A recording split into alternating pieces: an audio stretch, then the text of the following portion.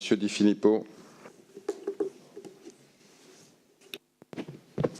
Merci, Président. Bonjour, messieurs. Alors effectivement, on parle aujourd'hui de pacte, on entend parler de croissance, on parle de transformation de l'entreprise, on parle en ce moment de l'évolution du statut des cheminots, et ces sujets m'interpellent beaucoup, parce que même si, avec l'ouverture à la concurrence, qui est inévitable, et l'évolution du statut, pourquoi pas, on peut parler de chaque critère, je pense qu'il le faut.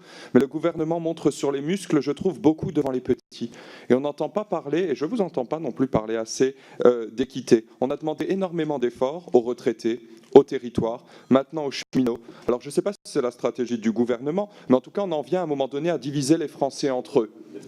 Moi, je n'ai pas entendu parler du statut des hauts fonctionnaires, de certains hauts fonctionnaires. Et je pense que quand on demande des efforts, il faut être capable de les demander à tout le monde, et j'aimerais avoir votre avis sur le sujet. On sait aujourd'hui qu'il y a 600 hauts fonctionnaires en France qui ont une rémunération supérieure à 150 000 € net par an, c'est-à-dire davantage que le président de la République. Et c'est des gens qui jusqu'ici ont bénéficié, alors mécaniquement de par leurs revenus, de la baisse, de la quasi-suppression de l'ISF, qui ont une CSG, contrairement à nos petits retraités à 950 € par mois, compensée au centime près, et dont les avantages en nature leur épargnent la hausse du prix du gasoil. Alors ça alimente des différences entre des administrations et des fonctionnaires qui ne se justifient pas, et ça alimente aussi des différences entre les efforts demandés aux Français qu'aujourd'hui ils ne comprennent plus. Voilà, donc on demande des efforts à certains, pas à d'autres, et moi j'aurais voulu aimer avoir votre sujet sur cette stratégie du gouvernement que les gens ont beaucoup de mal à suivre. Merci.